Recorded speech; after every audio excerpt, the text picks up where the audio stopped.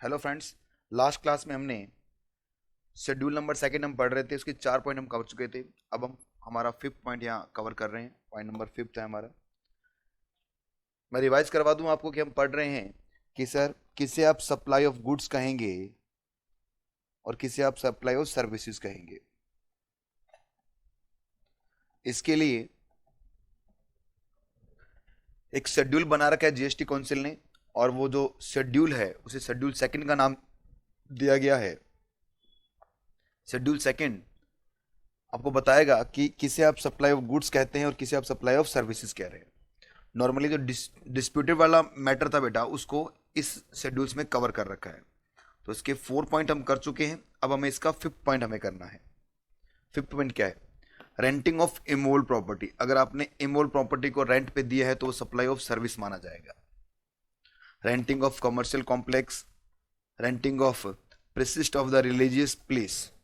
तो जो religious place है, जो मंदिर वगैरह है बेटा, इस मंदिर का जो भी ये बाउंड्री है, इस बाउंड्री पे जो भी आपके ये शॉप खुली हुई हैं, इन सभी शॉप को मैं रेंट पे देता हूँ।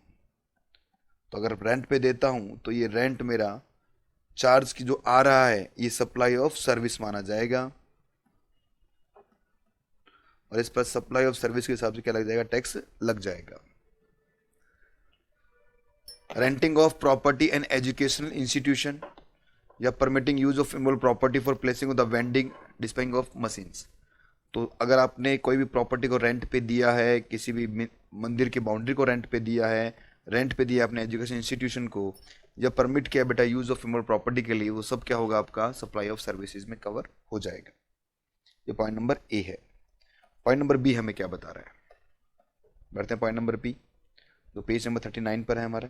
Point number B, point number B कह रहा है construction of complex building civil structure etcetera.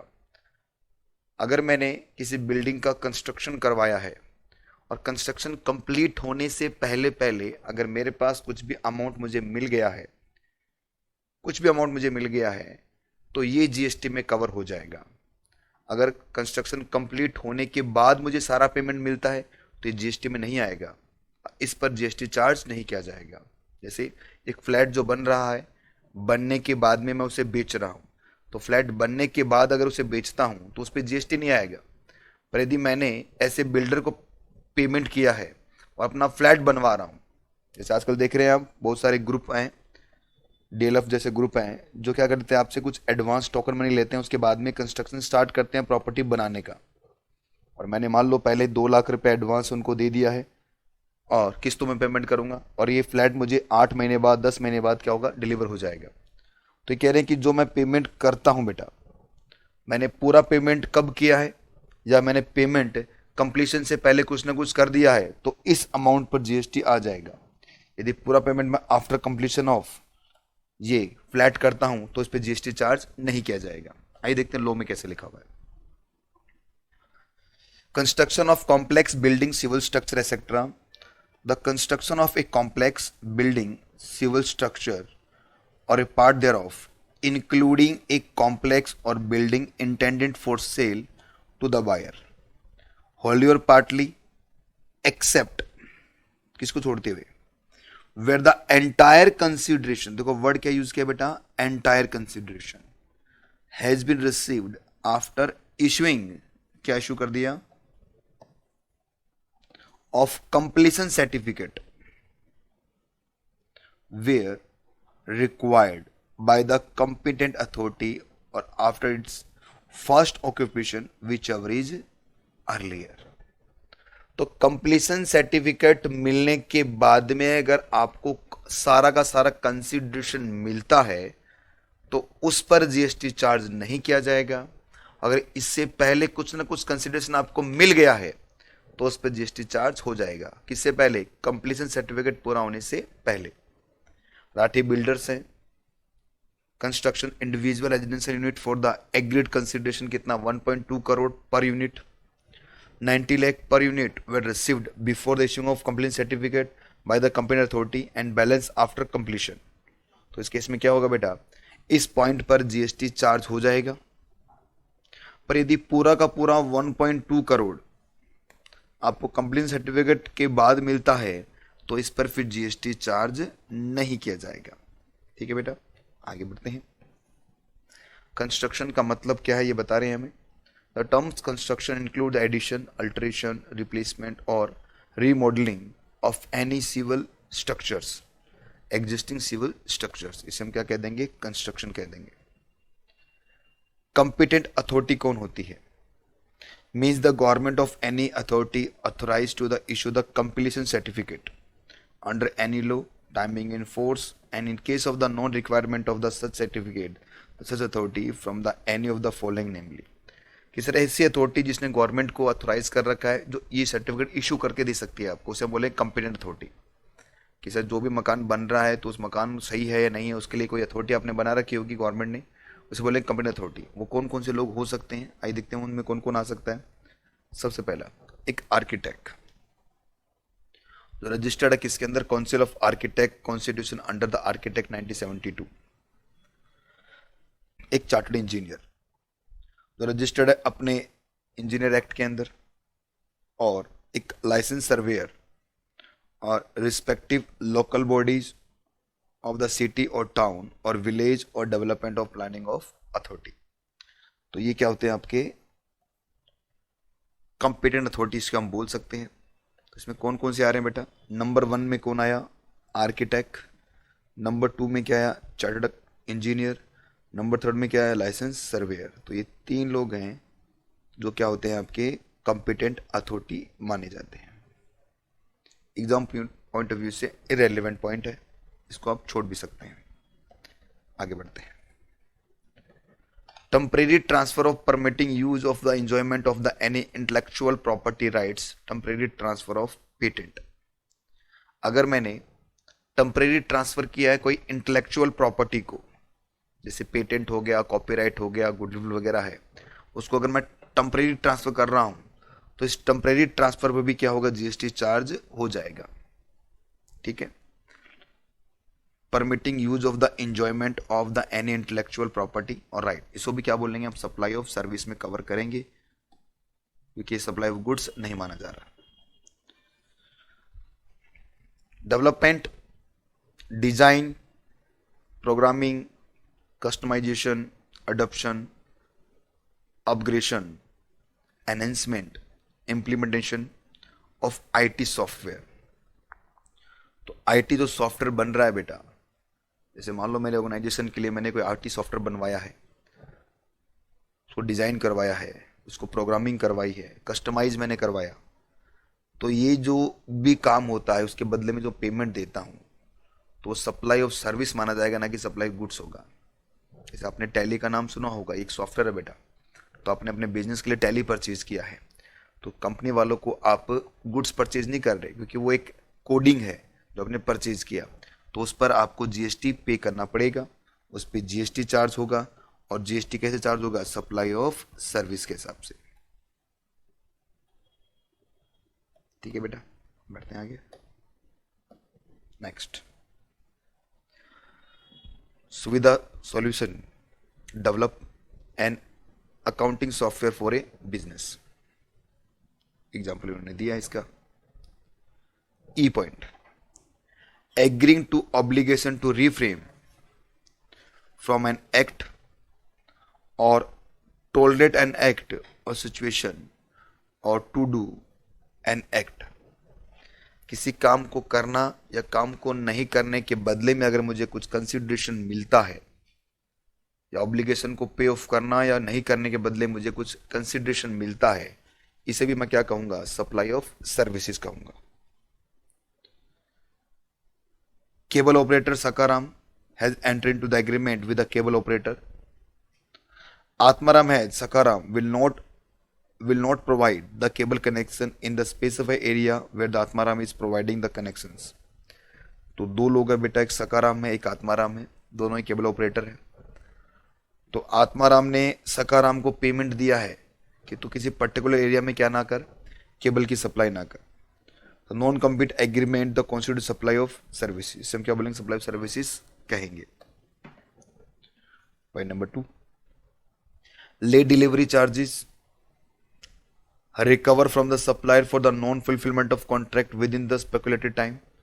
अगर आपने डिलीवरी लेट किया है तो गवर्नमेंट सामने वाला सप्लायर या बायर क्या कर रहा है, आपसे कुछ चार्ज कर रहा है, तो ये चार्ज भी सप्लाई ऑफ सर्विसेज माना जाएगा।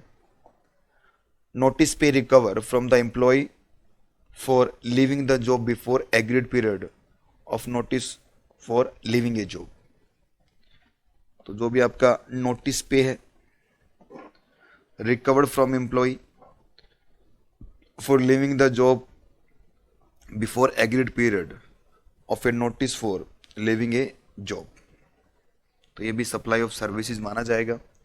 इस पे भी सप्लाई ऑफ सर्विसेज हिसाब से टैक्स लगेगा। Next point, transfer of right to use any goods for the any purpose. अगर आपने किसी भी गुड्स को, सही तो पहले ही पढ़ दिया, पहले वहां पर बेटा इमूवेबल प्रॉपर्टी थी, अब यहाँ पर मूवेबल प्रॉपर्टी की बात कर रहे हैं। अगर ट्रांसफर किया है मैंने, transfer of right to use of any goods for any purpose, तो ये सप्लाई ऑफ सर्विस माना जाएगा। Machinery given on hire. Following composite supply. अब कंपोजिट सप्लाई को भी सप्लाई ऑफ सर्विसेज मान रहे हैं। कंपोजिट सप्लाई का मतलब हो गया बेटा ऐसी सप्लाई जिसमें दो कंपोनेंट है या दो से ज्यादा कंपोनेंट है, एक कंपोनेंट सर्विस का और एक कंपोनेंट गुड्स का है। तो अब किसको सर्विस में डालने, किसको गुड्स में वाले, इस झगड़े को खत्म किया गया और कहा गया कंपोजिट सप्लाई को हमेशा क्या मानना है, आपको सप्लाई ऑफ सर्विस ही मानना है, और सप्लाई ऑफ सर्विस के हिसाब से क्या लगेंगे, उस पर टैक्स लगेगा। Work contract services. Work contract means a contract for building, construction, fabrication, completion, erection, installation, fitting out, improvement, modification, repair, maintenance, renovation, alteration or commissioning of any immovable property wherein the transfer of property in goods as the goods or some of other form involved in the execution of such contract। अगर आपने कोई work contract की services दी है, तो जिसमें आपने क्या किया, कंस्ट्रक्शन करवाया, बिल्डिंग का फैब्रिकेशन करवाया है, completion, erection, installation, fitting out वगैरह वगैरह, तो इसे आप क्या बोल रहे, सप्लाई ऑफ सर्विसेज कहोगे। Point number 2, supply by way of as a part of the any services or in any other manner whatsoever of goods being food or any other article for human consumption or any drink। तो यदि आपने किसी restaurant में supply किया है, food भी किया है, गुड्स को सर्व कर रहे हो आप, तो उसे भी आप सप्लाई ऑफ सर्विसेज बोलोगे, उसको भी सप्लाई ऑफ सर्विसेज के हिसाब से क्या करोगे, टैक्स करोगे। ठीक है। Point number 7, supply of the goods by the unincorporated association or body of person to a member thereof for cash, deferred payment or other valuable consideration। कि AOPBY ने अपने ही मेंबर को गुड्स को सोल्ड कर दिया,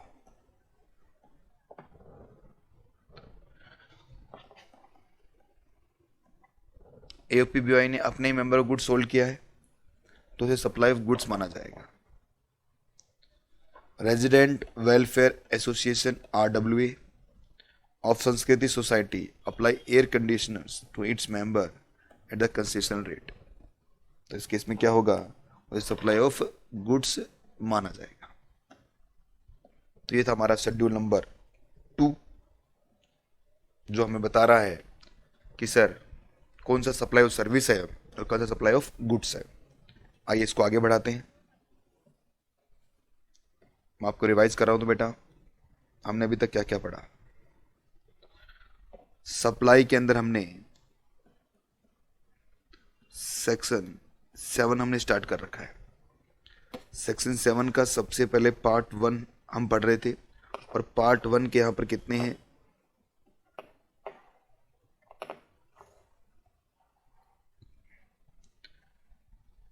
A, B, C और 1A।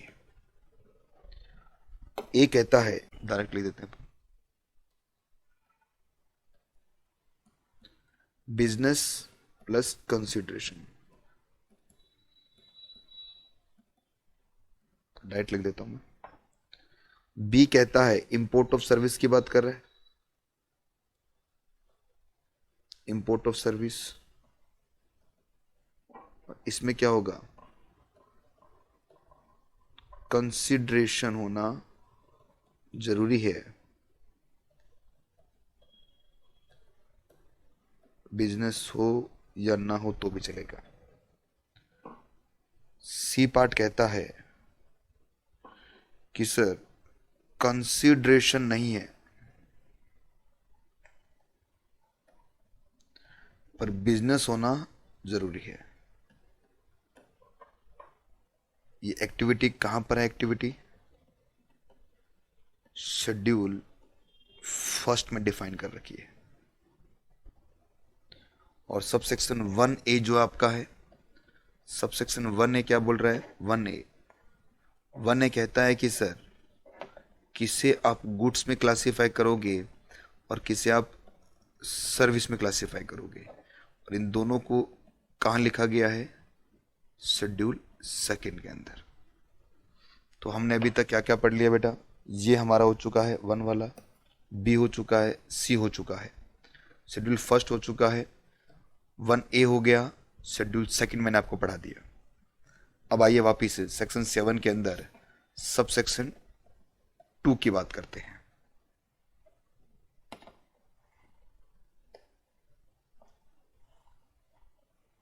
Sub section 2 और फिर आएगा आपका सब सेक्शन 3। इतना ही तो सेक्शन आपका। तो हम बढ़ रहे हैं अब सब सेक्शन 2 की तरफ। तो हटा देता हूं इसको मैं।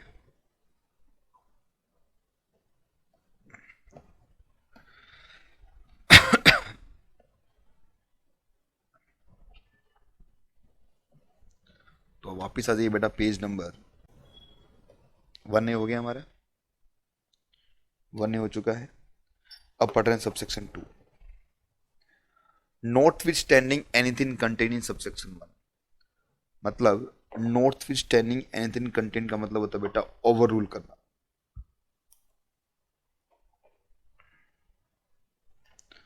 ओवर रूल्ड क्या हो जाएगा, सबसेक्शन 1 आपके क्या हो जाएगा, ओवर रूल्ड हो जाएगा। मतलब जहां पर सबसेक्शन 1 में जो बातें लिखी है उसे पढ़ना भी नहीं है, जहां क्या आ गया, सबसेक्शन 2 आ गया है। इसका मतलब कि सबसेक्शन जो 2 है वो सबसेक्शन 1 से बहुत पावरफुल है। तो अगर सबसेक्शन 1 और सबसेक्शन 2 एक साथ हैं तो पहले क्या पढ़ना पड़ेगा आपको, सबसेक्शन 2 देखना पड़ेगा, 1 नहीं देखना पड़ेगा। इसलिए सबसेक्शन 1 में जो बातें लिखी हैं सबको और रूल कौन कर जाता है, सबसेक्शन 2 कर जाता है। सबसे पहला क्या,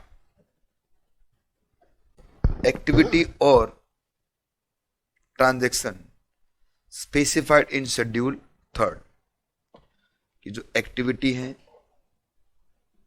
और जो ट्रांजैक्शन है वो शेड्यूल 3 में जो लिखा हुआ है, या फिर और सच एक्टिविटी और transaction undertake by the central government, state government, local authority in which they are engaged as a public authority as case may be notified by the government on the recommendation of council. तो दो बातें इसने बोली है। पहली बात पे इसने क्या बोला, पहली बात ये बोल रहा है कि सर ऐसी कोई एक्टिविटी जो शेड्यूल 2 में 3 में डिफाइन है, और पॉइंट नंबर 2 में क्या कह रहा है कि सर कैसी कोई एक्टिविटी जो central government, state government, local authority करती है और जो पब्लिक हित में है, उन दोनों को क्या नहीं मानोगे आप, सप्लाई नहीं मानोगे। Shall be treated neither a supply of the goods और neither supply of services, that is क्या नहीं होगा बेटा, वो सप्लाई ही नहीं होगा।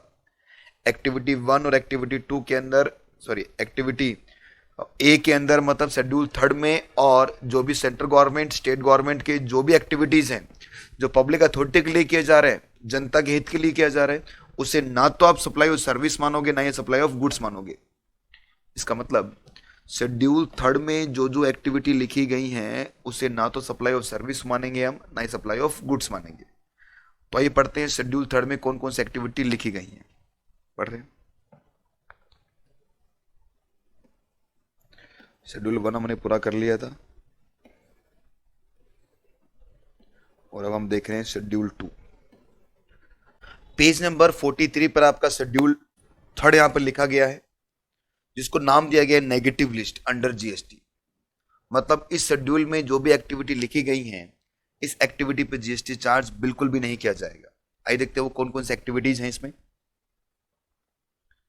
Activities transaction specified in under schedule third of CGST act. Activity transactions specified under Schedule 3rd can be terms negative list under the GST regime. This schedule specified transactions activities which shall be neither treated as supply of the goods or supply of services. इस activity में जो जो items या जो जो activity specify है schedule number third के अंदर, उसे ना तो आप सप्लाई ऑफ गुड्स कहेंगे ना ही सप्लाई ऑफ सर्विसेज कहेंगे। दैट इज, इसका मतलब क्या हुआ, इसका मतलब ये सप्लाई ही नहीं है, इस पर जीएसटी चार्ज नहीं किया जाएगा। अच्छा सर, इसका मतलब जो जीएसटी नहीं लगेगा अगर कोई भी एक्टिविटी फॉल हो जाती है किसके अंदर, नेगेटिव लिस्ट के अंदर, शेड्यूल थर्ड के अंदर। इधर साइड में आप देख पा रहे हैं लिखा भी हुआ है कि section 7(2)(a) read with schedule third. ठीक है, तो शेड्यूल थर्ड में क्या क्या है देखते हैं बेटा।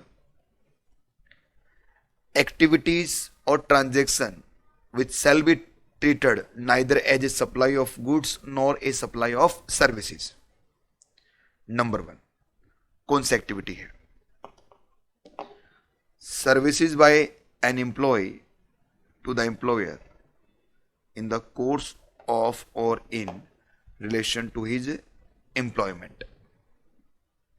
एक एम्प्लॉय ने अपने एम्प्लॉयर को कोई सर्विसेज दी है और वो एम्प्लॉयमेंट के लिए दी है, तो ये ना तो सप्लाई ऑफ सर्विसेज है ना ही सप्लाई ऑफ गुड्स है, तो इस पर जीएसटी चार्ज नहीं किया जाएगा, क्योंकि ये तो एक रिलेशनशिप हो गया एम्प्लॉयर और एम्प्लॉय का।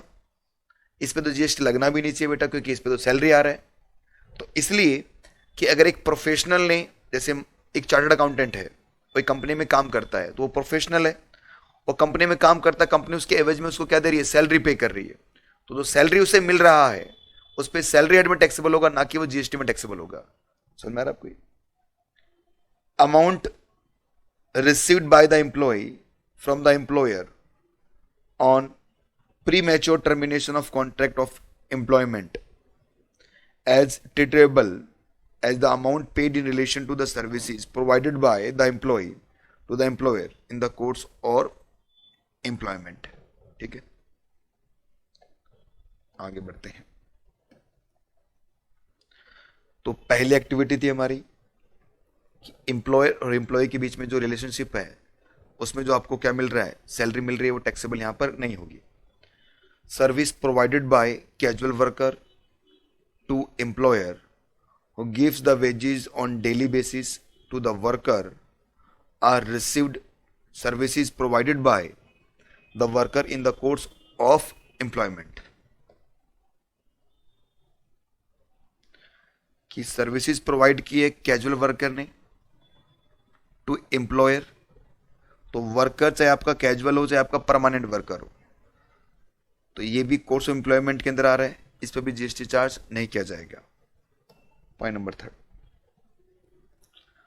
Casual worker employed by the construction contract for the execution of building contract for him as a service in the course of employment, the casual worker employed with the security services agency for the provision of the security services client are also the service in, किसमें काम कर रहा है बेटा, वो course of employment.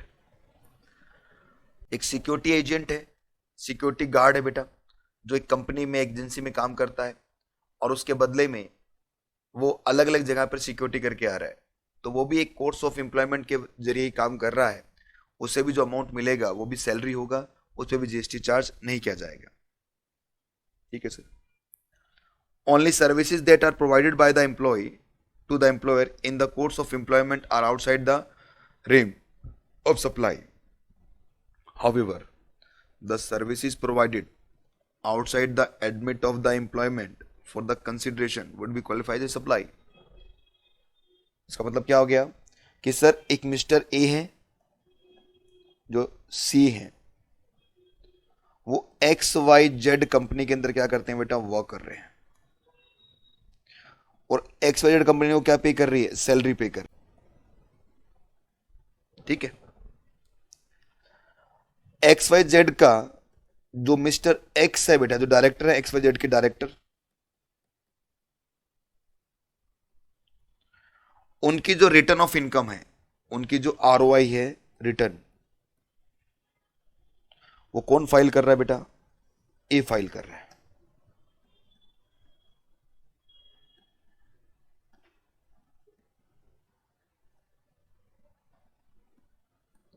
अब समझिए, इसके बदले में, इसके बदले में मिस्टर एक्स ने पेमेंट किया है 10,000 रुपए का। तो ये जो 10,000 का पेमेंट है, ये कोर्स ऑफ एम्प्लॉयमेंट नहीं है बच्चा। अभी 10,000 का पेमेंट आपका कोर्स ऑफ एम्प्लॉयमेंट नहीं है, तो इस पर क्या होगा, जीएसटी चार्ज हो जाएगा। पर ये कंपनी जो सैलरी पे करे, इस पे जीएसटी आपका चार्ज नहीं होगा, इस पे जीएसटी नहीं लगेगा, ठीक है ना। तो कोर्स ऑफ एम्प्लॉयमेंट के बाहर आके अगर आप कोई काम करते हैं तो उस पर जीएसटी नहीं लगेगा। यदि आपने कोर्स ऑफ एम्प्लॉयमेंट में जो सैलरी आपको मिल रही है उस पर जीएसटी चार्ज हो जाएगा। इंस्टीट्यूट ने भी एक एग्जाम्पल बना के आपको दे रखे हैं, आइए पढ़ते हैं किस तरह का एग्जाम्पल है। For example, service provided on contract basis by a person to another, that is principal to principal basis, are not service provided in the course of employment. तो प्रिंसिपल टू प्रिंसिपल अगर आपने services दी है तो उस case में क्या होगा, ये एम्प्लॉयमेंट नहीं माना जाएगा, इस पर जीएसटी चार्ज हो जाएगा। An amount paid by the employer to the employee for not joining a competing business is paid for the providing of the services of forbearance of the act cannot be considered as the providing the services in the course of employment। तो इस amount पर, ये जो forbearance हुआ है बेटा, इस amount पर क्या लगेगा, जीएसटी चार्ज हो जाएगा। किसी काम को नहीं करने के बदले में आपको पेमेंट मिल रही है। फॉर एग्जाम्पल, मैं एक कंपनी में काम करता हूँ, उस कंपनी में 20-25 साल से मैं काम कर रहा हूँ, मुझे एक्सपीरियंस हो गया और मैं उसी कंपनी का प्रोडक्ट मार्केट में लेके आ रहा हूँ, मतलब अपने नाम से। कंपनी मैंने छोड़ दी है और वैसे मैं अपना बिजनेस करने वाला हूँ, तो मुझे कंपनी कंपनसेशन दे रही है कि आप ये बिजनेस मत कीजिए, बदले में हम आपको 5 लाख 10 लाख 20 लाख दे देते हैं। तो मुझे जो 5 लाख 10 लाख 20 लाख मिला है बेटा, वो मेरा एम्प्लॉयमेंट की वजह से नहीं मिला है, इसीलिए ये आउट ऑफ किस में होगा, can not be consider for the providing the service in the course of employment है, इसलिए इस 5 लाख 10 लाख 20 लाख पर जीएसटी चार्ज हो जाएगा, ठीक है। तो ये था हमारा पहला, तो बिल्कुल सिंपल पॉइंट था कि एक एम्प्लॉय ने अपने एम्प्लॉयर को जो सर्विसेज दी है उस पर जीएसटी चार्ज नहीं होगा, क्योंकि सैलरी एडमिट कवर होता है। अब चाहे वो एम्प्लॉय आपका कैजुअल वर्कर हो, चाहे वो आपका सिक्योरिटी गार्ड ही क्यों ना हो, इन सबको एम्प्लॉयमेंट में माना जाएगा। पर एम्प्लॉयमेंट के बाहर जाकर, आउट ऑफ एम्प्लॉयमेंट से आपको कोई पेमेंट मिल रहा है तो उस पर जीएसटी चार्ज हो जाएगा। पॉइंट नंबर 2, यह point number 2, service by any court tribunal established under any law for the timing in force. अगर किसी कोर्ट ने, ट्रिब्यूनल ने कोई सर्विसेज आपको दी है, कोर्ट और ट्रिब्यूनल जो सर्विसेज दे रहे हैं बेटा, कोर्ट की बात करें ट्रिब्यूनल की बात करें, तो ये जो सर्विसेज मिल रही है महंगी ना हो जाए, इसलिए इनको जीएसटी के प्रीव्यू से बाहर रखा गया है। और कोर्ट और ट्रिब्यूनल ने जो सर्विसेज दी उसके बदले में एक फीस चार्ज होती है बेटा। कोर्ट में आप डायरेक्ट नहीं काम कर सकते, आपको एक फीस देनी पड़ती है, हाई कोर्ट, सुप्रीम कोर्ट या ट्रिब्यूनल के अंदर, तो उस फीस पे जीएसटी चार्ज नहीं होगा। और कोर्ट का मतलब क्या है, डिस्ट्रिक्ट कोर्ट है, हाई कोर्ट है और सुप्रीम कोर्ट है, ठीक है। Next, function performed by the member of parliament, MP जिसको आप कह रहे हैं। वैसे तो ये लोग ये काम करते नहीं है, फिर भी अगर बाई चांस गलती से इन्होंने कोई काम कर दिया आपके एरिया में, एमपी हो गया, एमएलए हो गया, है ना, MP, MLA, member of state legislature, member of panchayat, member of municipality and member of other local authority, अगर कोई भी फंक्शन करते हैं, ये कोई भी काम करते हैं, तो इस पर जीएसटी चार्ज नहीं किया जाएगा। B point, duty performed by the any person who hold any post in pursuing of the provision of the constitution in that capacity. Duty performed by President of India, Vice President of India, Prime Minister of India, Chief Justice of India, Speaker of Lok Sabha, Chief Election Commissioner, Controller and Auditor General of India, Chairperson of UPSC, Union Public Service Commission, attorney general of India in that capacity. तो ये जो लोग जो भी अपनी duty performed कर रहे हैं, जो भी लोग है बेटा अपनी जो ड्यूटी परफॉर्म्ड कर रहे हैं, इन सब के ऊपर जीएसटी चार्ज नहीं होगा क्योंकि वो ड्यूटी पूरी कर रहे हैं अपनी। Duty performed by the person as a chairperson और member of the director of the body establish in the central government, state government और local authority who is not deemed as the employee before the commitment of his clause. तो duty performed की है किसी government company के chairperson ने, ठीक है, या किसी स्टेट गवर्नमेंट कंपनी के चेयरपर्सन ने, तो उस पर भी जीएसटी चार्ज नहीं किया जाएगा। तो हम बात करें पॉइंट नंबर थर्ड में। पॉइंट नंबर थर्ड में बिल्कुल सिंपल उन्होंने बोल रखा है कि सर कोई भी फंक्शंस जो किए हैं किसने, MP MLAs ने, पंचायत के जो भी मेंबर्स हैं उन्होंने, या म्यूनसिपलिटी के मेंबर्स ने, या कोई भी ड्यूटी परफॉर्म्ड की है जिसके पास hold any post of the pursuing of provision of constitution, president of India हो गया, प्राइम मिनिस्टर ऑफ इंडिया हो गया, चीफ कमिश्नर जस्टिस वगैरह सब आ गए इसमें, और ड्यूटी परफॉर्म्ड किया किसी चेयरपर्सन ने, और जो मेंबर है और या डायरेक्टर है ऐसी बॉडी एस्टेब्लिश का जिसका मालिक कौन है बेटा, गवर्नमेंट है, ठीक है, तो इन पे जीएसटी चार्ज नहीं किया जाएगा। अभी तक हमने 3 पॉइंट देखे। फर्स्ट पॉइंट में क्या बताया इन्होंने, जीएसटी नहीं लगेगा जहां पर एम्प्लॉय और एम्प्लॉय का रिलेशनशिप है, तो इस अमाउंट पे जीएसटी चार्ज नहीं किया जाएगा। दूसरे में बताया कि जो फीस पे किया आपने कहां पर, कोर्ट में, कोर्ट की फीस पे जीएसटी चार्ज नहीं होगा। पॉइंट नंबर थर्ड में आपको बताया गया है कि कोई ड्यूटी परफॉर्म्ड की है किसने बेटा, MP MLAs वगैरह हो गए, प्राइम मिनिस्टर हो गया, या जो भी आपकी गवर्नमेंट कंपनी के जो चेयरपर्सन है, इन्होंने जो ड्यूटी परफॉर्म्ड की है तो इन पे जीएसटी चार्ज नहीं किया जाएगा। आइए पढ़ते हैं point number 4। Service of funerals, burials, ceremonies, mortuary including the transportation of deceased। तो दफनाना, जलाना, जो भी ये क्रियाक्रम होते हैं बेटा, तो उन सर्विसेज को एग्जेम्प्ट किया गया है, इन पे जीएसटी चार्ज नहीं किया जाएगा। मरने के बाद अब क्या जीएसटी लगेगा, हो चुका है वो तो काम हो गया। Next point number 5, sale of land and subject to paragraph 5B of the schedule second, sale of building. देखिए मैंने आपको बताया कि सर किसी बिल्डिंग के कंप्लीशन सर्टिफिकेट आने के बाद में कंसीडरेशन आ रहा है तो उस पर जीएसटी चार्ज नहीं होगा, और वो कहां लिखा गया है, वो यहां लिखा गया है शेड्यूल 3 के अंदर। फिर यदि कंसीडरेशन इससे पहले आ चुका है, सीसी आने से पहले कंसीडरेशन आपको कुछ ना कुछ मिल गया, कुछ भी अमाउंट मिल गया है, तो अब इस पे क्या होगा, जीएसटी चार्ज हो जाएगा। तो कंप्लीशन सर्टिफिकेट मतलब बिल्डिंग बनने से पहले अगर आपने कुछ पेमेंट कर दिया तो उस पर जीएसटी लग जाएगा, बिल्डिंग बनने के बाद जीएसटी कर तो उस पर जीएसटी नहीं लगेगा। ये पॉइंट नंबर 5 यहां लिखा हुआ है, sale of land and subject to paragraph number 5B of the schedule second, the sale of building. ठीक है बेटा। पॉइंट नंबर 6,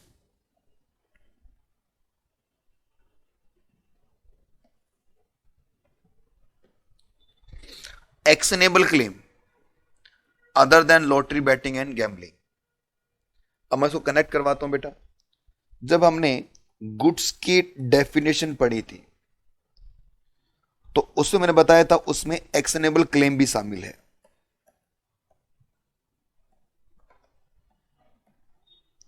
ठीक है, अब गुड्स में आपका एक्शनेबल क्लेम शामिल है। अब ये कह रहे हैं कि एक्शनेबल क्लेम पर जीएसटी चार्ज नहीं होगा, पर कौन से वाला को छोड़ते हुए, इन 3 को छोड़ते हुए। कौन कौन सा है, लॉटरी, बैटिंग और गैम्बलिंग। तो 3 तरह के आपके एक्शनेबल क्लेम है जहां पर जीएसटी चार्ज कर लिया जाएगा। अब प्रैक्टिकली सोचिए, मैं इसको ऐसे भी बोल सकता हूं कि एक्शनेबल क्लेम पर जीएसटी नहीं लगेगा, बस सिर्फ 3 एक्शनेबल क्लेम ऐसे हैं जिस पे जीएसटी चार्ज होगा, और वो कौन कौन से हैं, लॉटरी, बैटिंग और गैम्बलिंग। तो ये 3 ऐसे एक्शनेबल क्लेम हैं जिस पे जीएसटी चार्ज हो जाएगा। एक्सएमएल क्लेम को यहाँ डिफाइन कर रखा है, specifically included in the definition of goods and under section 252 of CGST. However, this pair of schedule 3rd specifically exclude the actionable claim other than lottery, betting and gambling for the admit of redemption of supply. Co-joint reading with said imply that only lottery, betting, gamblings are treated as a supply. All other actionable claim are outside the admit of definition of supply. तो बाकी जो बच गए हैं XML claim उन पर GST charge नहीं होगा, केवल इन्हीं पर क्या होगा, जीएसटी चार्ज हो जाएगा।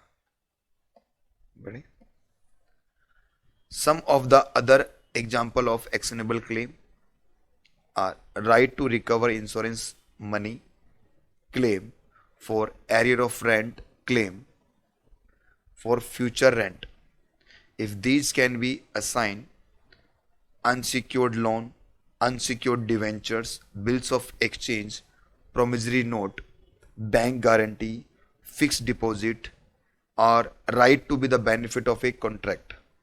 तो इन सभी एक्शनेबल क्लेम पर जीएसटी चार्ज नहीं किया जाएगा। तो हम इसको शॉर्ट में याद रखें कि सर ऐसे एक्शनेबल क्लेम जो 3 टाइप के हैं, कौन कौन से बच्चा? पहला हो गया आपका लॉटरी, दूसरा हो गया बैटिंग, तीसरा हो गया गैम्बलिंग। इन 3 एक्शनेबल क्लेम पर क्या लगेगा? आपको जीएसटी देना पड़ेगा। ठीक है, तो ये था हमारा शेड्यूल 2 जो हमें बता रहा था कि कौन कौन से एक्टिविटी पर जीएसटी चार्ज नहीं किया जाएगा। तो इस शेड्यूल 2 हम कहाँ से पढ़ रहे हैं? मैं फिर बता रहा हूँ बेटा, हम पढ़ रहे हैं सेक्शन 7 सबसेक्शन 2 का पार्ट ए है, उसमें लिखा गया है शेड्यूल 3, इसको नेगेटिव लिस्ट बोल रहे हैं, और इसमें जो भी अमाउंट है उस पर जीएसटी चार्ज नहीं किया जाएगा। ठीक है, एक बार आपको फिर दिखा देता हूँ। अगर हम इसको इन शॉर्ट रिवाइज करें शेड्यूल 3 को, तो सबसे पहला इसमें था कि अगर कोई भी एम्प्लॉयर ने अपने एम्प्लॉय से कोई सर्विसेज ली है तो उस पर जीएसटी चार्ज नहीं किया जाएगा क्योंकि उस पर सैलरी लग रहा है।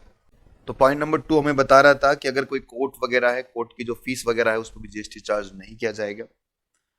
कोर्ट के अंदर आपका हाई कोर्ट, सुप्रीम कोर्ट और डिस्ट्रिक्ट कोर्ट सब शामिल हो जाएंगे। ट्रिब्यूनल की जो फीस होती है उस पर भी जीएसटी चार्ज नहीं किया जाएगा। पॉइंट नंबर 3 कह रहा है कि कोई भी फंक्शन परफॉर्म्ड किया एमपी एमएलएज ने तो उस पर जीएसटी चार्ज नहीं होगा। और अगर कोई भी फंक्शन परफॉर्म्ड किया कॉन्स्टिट्यूशनल कैपेसिटी से, जैसे हमारे जो प्राइम मिनिस्टर ऑफ इंडिया है या हमारे प्रेसिडेंट ऑफ इंडिया है, वाइस प्रेसिडेंट ऑफ इंडिया हो गया, लोकसभा का स्पीकर है, इन पर जीएसटी चार्ज नहीं किया जाएगा। ड्यूटी परफॉर्म्ड की किसी चेयरपर्सन ने जो गवर्नमेंट कंपनी का एम्प्लॉय भी है या डायरेक्टर है उस पर भी जीएसटी चार्ज नहीं किया जाएगा। और फ्यूनरल बैरियर सेरेमनीज और mortuary including disease, transplant disease, तो मरने दफनाने पर जो भी अमाउंट होता है बेटा, उसका जो भी कार्यक्रम होता है उस पर, जो भी सर्विसेज है उस पर जीएसटी चार्ज नहीं किया जाएगा। पॉइंट 5 में आपको बताया कि सर अगर किसी प्रॉपर्टी को आप ट्रांसफर कर रहे हैं, उसका कंप्लेंट सर्टिफिकेट आने के बाद ट्रांसफर कर रहे हैं तो उस पर भी जीएसटी चार्ज आपका नहीं होगा। Actionable claim other then the lottery, betting and gambling, तो एक्शनेबल क्लेम पे जीएसटी नहीं लगेगा, पर कौन से वाले पे लग जाएगा? लग जाएगा सर किस पे? लॉटरी पे, बैटिंग और गैम्बलिंग पे जीएसटी चार्ज हो जाएगा। तो ये हमारा शेड्यूल कौन सा था? हमारा ये हमारा शेड्यूल था 3। अब मैं वापिस आपको सेक्शन पे लेके चल रहा हूँ जहां पर ये सब लिखा हुआ था।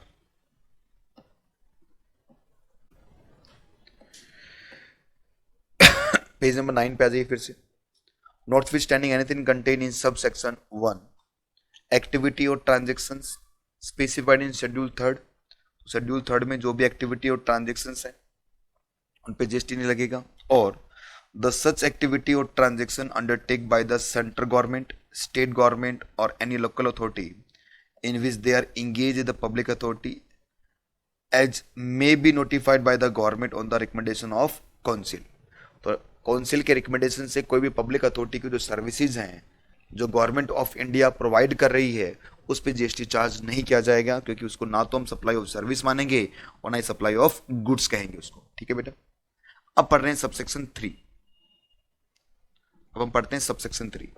सबसेक्शन 1 हो चुका है हमारा, सबसेक्शन 2 हो गया, अब सबसेक्शन 3 कर रहे हैं।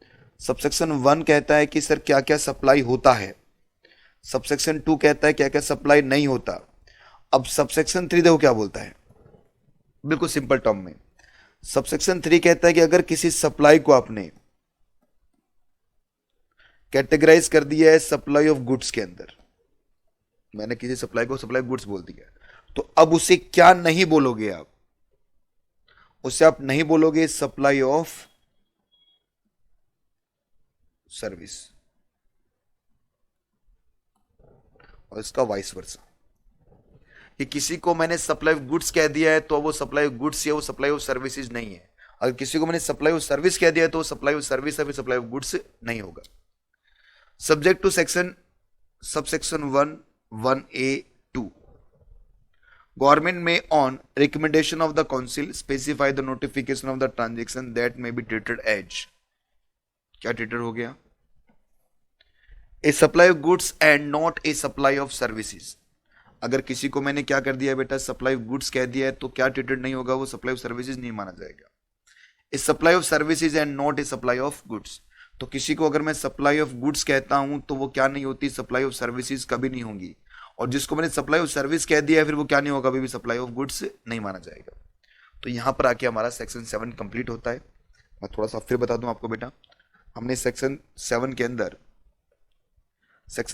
अंदर हमने 3 सबसेक्शन देखे थे। वैसे तो ये प्रैक्टिकली 4 बना रखे हैं, पर 4 काम के नहीं, 1, 2 और 3। एक 1A भी है जो शेड्यूल सेकंड की बात करता है। ये कहेगा सप्लाई क्या क्या है, ये कहेगा सप्लाई क्या क्या नहीं है, ये कहेगा किस जिसको आपने सप्लाई ऑफ गुड्स कह दिया, सप्लाई ऑफ गुड्स कह दिया है, फिर वो क्या नहीं है? सप्लाई ऑफ सर्विस नहीं है। और इसका वाइस वर्सा, ठीक है ना। और ये बीच में जो 1A है, ये जो 1A दिख रहा है आपको, ये 1A क्या है? ये कहता है आपको कि सर क्लासिफाई करोगे आप, क्लासिफाई किस में करोगे? कि गुड्स क्या क्या है सप्लाई ऑफ, और सर्विस क्या क्या है, इसे आप क्या करोगे? क्लासिफाई करोगे। तो हमने सेक्शन 7 सप्लाई का कंप्लीट किया। थोड़ा सा इसका एनालिसिस वाला पार्ट रह गया है जो हमें पढ़ना है, तो आज के लिए क्लास को यहीं पर रोकते हैं। नेक्स्ट क्लास में मिलेंगे इसका एनालिसिस वाले पार्ट के साथ में। Thank you.